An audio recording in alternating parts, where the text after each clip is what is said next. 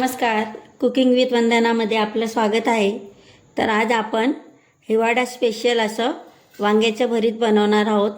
तर बघा, त्या भरीत बनवण्यासाठी मी इथं मोठे मोठे असे 3 वांगे घेतलेले आहेत आणि त्यांना याप्रमाणे आपण मधी कट करायचं, जे करून आपण ज्या वेळेस त्यांना भाजू तर भाजताना ते आतपर्यंत भाजले जातील. त्यासाठी याप्रमाणे त्यांना आपण कट मारून घ्यायचे. तर बघा, याचप्रमाणे मी तिघीही वांग्यांना कट मारून घेत आहे.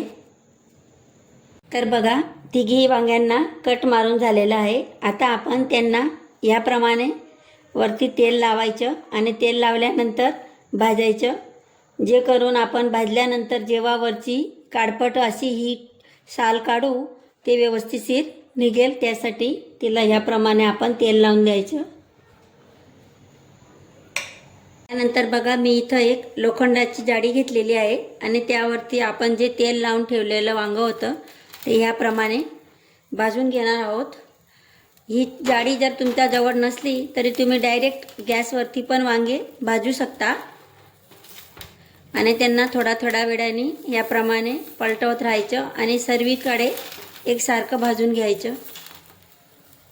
तर बघा, तुम्ही बघू शकता आपले वांगे किती काळे झालेले आहेत. इतके काळे होईपर्यंत आपण त्यांना भाजायचे आहेत, जे करून त्यांची वरची साल व्यवस्थितशीर निघेल.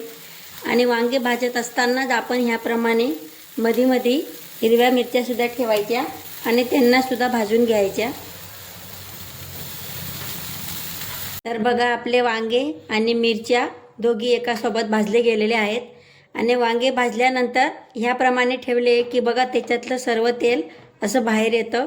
हे तेलसुद्धा आपण भरीत बनवता वेळेस वापरायचे आहे. आणि आता ते पूर्णपणे थंड झालेले आहेत. तर आपण त्याची वरची साल याप्रमाणे काढून घ्यायची आहे. बघा, आपण तेल लावून ठेवलेले होते त्यासाठी ती साल एकदम व्यवस्थितशीर निघते. तर बघा, आपली वांग्यांची सर्व साल काढून झालेली आहे. त्यानंतर त्यांना ह्याप्रमाणे मेस करून द्यायचं.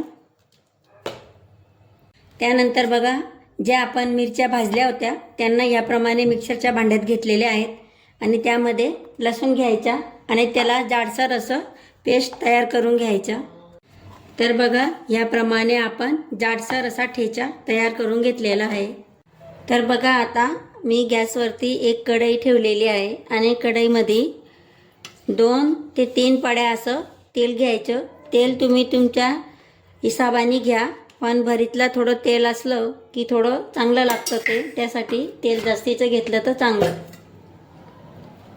तेल व्यवस्थितशीर गरम झालं की नंतर त्यामध्ये थोडं जिरं घालायचं आणि त्यानंतर त्याच्यात बारीक चिरलेला कांदा घालायचा. आपला कांदा व्यवस्थितशीर परतवला गेला की नंतर त्यात थोडेसे शेंगदाणे घालायचे आणि शेंगदाणेसुद्धा तेलात व्यवस्थितशीर फ्राय करून घ्यायचे. त्यानंतर आपण केलेला ठेचा घालायचा.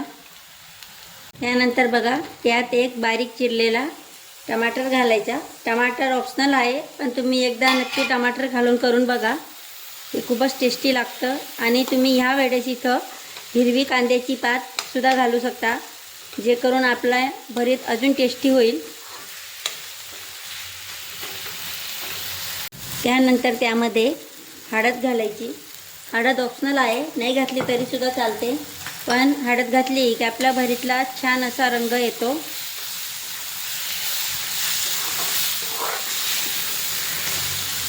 त्यानंतर त्यामध्ये आपण आता आपला भरीतच्या अंदाजाने मीठ घ्यायचं, जे करून जे आपण टमाटर घातलेले आहेत ते लवकर सॉफ्ट होतील. आता त्यामध्ये जे आपण मेस करून ठेवलेले वांगे आहेत ते घालायचे आणि त्याला छान असं आपण एकजीव करून घ्यायचं.